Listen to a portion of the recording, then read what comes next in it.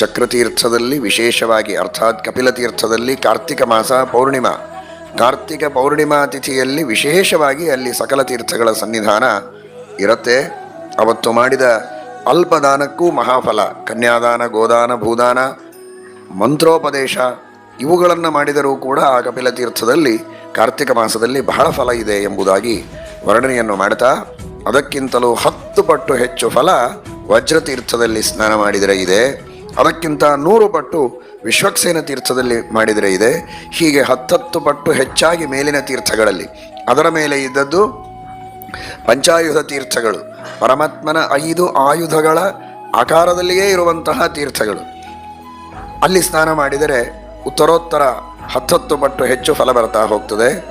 ಅದಕ್ಕಿಂತ ಮೇಲೆ ಅಗ್ನಿತೀರ್ಥ, ಬ್ರಹ್ಮತೀರ್ಥ, ಅದರ ಮೇಲೆ ಸಪ್ತರ್ಷಿ ತೀರ್ಥಗಳು ಅಂತ ಹೀಗೆ ಒಟ್ಟು 17 ತೀರ್ಥಗಳನ್ನು ಇಲ್ಲಿ ವಾಮನ ಪುರಾಣ ಈ ಪ್ರಸಂಗದಲ್ಲಿ ವರ್ಣನೆ ಮಾಡ್ತಾ, ಆ ಎಲ್ಲ ತೀರ್ಥಗಳಲ್ಲಿ ಅಷ್ಟು ವಿಶೇಷವಾದಂತಹ ಮಹಿಮೆ ಇದೆ ಎಂಬುದಾಗಿ ವರ್ಣನೆಯನ್ನು ಮಾಡ್ತಾರೆ.